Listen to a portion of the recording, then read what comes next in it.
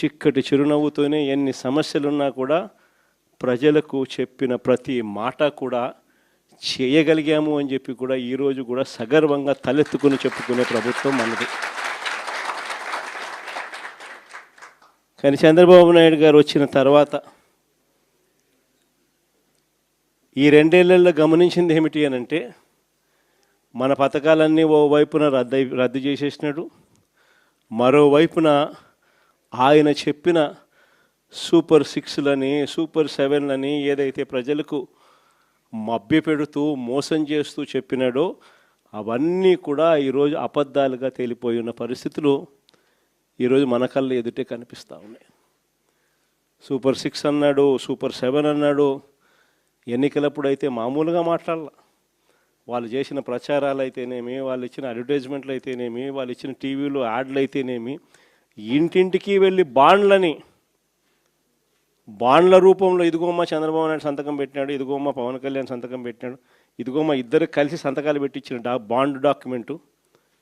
మీ ఇంట్లో ఎంతమంది పిల్లలు ఉన్నారా, మీ ఇంట్లో ఎంతమంది మహిళలు ఉన్నారా, మీ ఇంట్లో ఎంతమంది రైతులు ఉన్నారా, అందరికీ కూడా ఇదిగోమ్మ మీకు ఇంతింత రావాలి, ఇంతింత రావాలి, ఇంతింత రావాలి, ఇదిగో బాండు అని చెప్పి ఏకంగా ప్రతి ఇంటికి వెళ్ళి కూడా వీళ్ళు ఇచ్చిన బాండ్లు. సూపర్ 6 అని సూపర్ 7 అని వీళ్ళు చేసిన మోసాలు ఇట్లా కూడా కాదు. నిజంగా కూడా మనం ఎవరం కూడా ఈ స్థాయిలో ఒక మనిషి అబద్ధాలు ఆడగలుగుతాడా, ఈ స్థాయిలో ఒక మనిషి మోసం చేయగలుగుతాడా అని ఎప్పుడూ కూడా బహుశా ఊహకు కూడా అందవు. ఎందుకంటే మామూలుగా ఇట్లాంటి అబద్ధాలు ఇట్లాంటి మోసాలు ఎవరైనా చేస్తే 420 అని చెప్పి కేసు పెట్టి జైల్లో పెడతారు.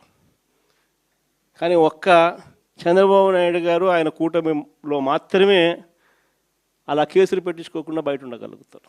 మన కళ్ళ ఎదుటే కనిపిస్తూ ఉన్న వాస్తవమైన స్వరూపం ఈరోజు రాష్ట్రంలో ఇది. ప్రతి చోట విపరీతమైన కరప్షన్, విచ్చలవిడి కరప్షన్ జరుగుతూ ఉంది. ఏ స్థాయిలో కరప్షన్ జరుగుతూ ఉంది అని అంటే అసలు రాజ్యం ఉంది, అసలు ఎవరైనా పాలకులు ఉన్నారా అని మనకే చూడలా. మొట్టమొదటిసారిగా చూస్తూ ఉన్నాం. మద్యంలో మొత్తం ప్రైవేట్ షాపులంతా వీళ్ళ మనుషులే మాఫియా.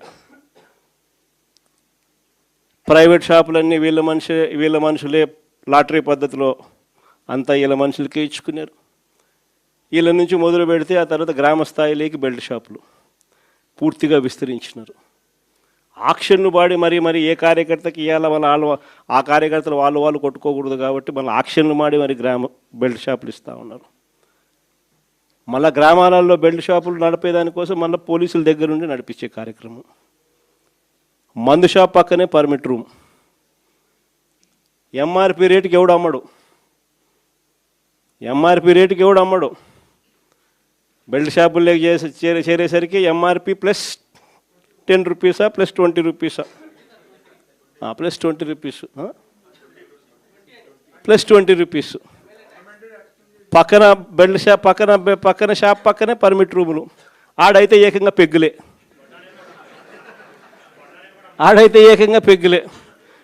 అంతటితో కూడా సరిపోదు అన్నట్టుగా ఏకంగా ప్రతి 4-5 బాటిళ్ళకు ఒక కల్తీ బాటలు. గవర్నమెంట్కు మామూలుగా రావాల్సిన ఆదాయాలు రాకుండా ఎలా పక్కదావ పడతా ఉన్నాయో చూడండి. ఇసుకేమో మన హయాంలో సంవత్సరానికి 750 కోట్లు ఇసుకలో గవర్నమెంట్కి ఆదాయం వచ్చేది. 5 ఏళ్ళు కలిపి దాదాపుగా 3500 కోట్లు రాష్ట్ర ప్రభుత్వానికి ఆదాయం వచ్చేది ఇసుకలో. ఈరోజు ఇసుక అనేది ఫ్రీ అంటారు. ఎక్కడైనా ఇసుక ఫ్రీ జరుగుతూ ఉందా? పూర్తిగా దోచేసుకోవడమే. ఎక్కడ చూసిన మిషన్లు, ఎక్కడ చూసిన లారీలు, ఎక్కడ చూసిన టిప్పర్లు దోచేసుకుంటూ ఉన్నారు. ఇసుక రేటు చూస్తే మనకన్నా డబుల్ రేటుకి అమ్ముతూ ఉన్నారు.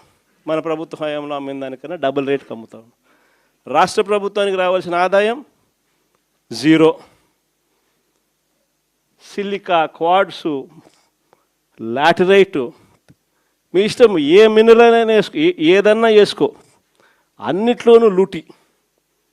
రాష్ట్ర ప్రభుత్వానికి సంబంధించిన ఆదాయాలు రాష్ట్ర ప్రభుత్వానికి రావు. మొన్న సంక్రాంతికి అయితే హైలైట్. నిజంగా అసలు ప్రభుత్వమా జంగల్ రాజ్యమా ఇదే అని చెప్పి అనిపించే విధంగా జరిగింది. నిజంగా జంగల్ రాజ్యం అనేది మామూలుగా ఇప్పుడు చూసిండం మనం. నిజంగా నాగరిక ప్రపంచంలో మనం ఉన్నామా అన్నది క్వశ్చన్ మార్క్ అనిపించే విధంగా సంక్రాంతి అనేది చేసినారు వీళ్ళు. ఎంత దారుణం అంటే అసలు ఆ వీడియోలు చూస్తూ ఉంటే, ఆ సోషల్ మీడియాలో వైరల్ అవుతా ఉన్న వీడియోలు చూస్తూ ఉంటే ఆశ్చర్యం కలిగిస్తూ ఉంది. మొబైల్ రికార్డింగ్ డ్యాన్సులు, మొబైల్ బండ్లలో కొత్తపేటలో రికార్డింగ్ డ్యాన్సులు, రోడ్డు మీద రికార్డింగ్ డ్యాన్సులు పెడతా ఉంటే మనుషులందరూ పరిగెత్తా ఉన్నారు. పాటలు చూస్తే తాగురా తాగి చిందేయరా అని. రికార్డింగ్ డ్యాన్సులు దారుణమైన స్థాయిలో రికార్డింగ్ డ్యాన్సులు. మొబైల్ వ్యాన్లలో ఏకంగా లిక్కర్ మొబైల్ అసలు ఏ స్థాయిలో జరిపినారని అంటే ప్రతి నియోజకవర్గంలో ఆక్షను, ఇవన్నీ చేయడానికి ఆక్షను. మా పులివెందులలో కూడా 3 కోట్ల కంటెస్ట్ చేసిన ఎమ్మెల్యే 3 కోట్లకు అమ్ముకున్నాడు. వీళ్ళు ఎక్కడెక్కడి నుంచో వచ్చి అక్కడ సెటప్ చేస్తారు. 9 సెంటర్లలో 8 సెంటర్లలో పెట్టుకుంటారండి. టికెట్లు దోచేయడము. ఆశ్చర్యం ఏంటంటే ప్రభుత్వం దగ్గరుండి చేయిస్తుంది. ఎమ్మెల్యేలకింత, చంద్రబాబుకింత, లోకేష్కింత అందరూ పంచుకోవడం, పోలీసులకింత. అసలు ఇటువంటి పరిపాలన, ఇటువంటి పరిస్థితి ఎప్పుడు కూడా చూడలే. ఏ స్థాయిలోకి వెళ్ళిపోయిందనంటే ఈ జంగల్ రాజ్యం అనేది నిజంగా అనుకుంటేనే ఆశ్చర్యం కలిగించే విషయం.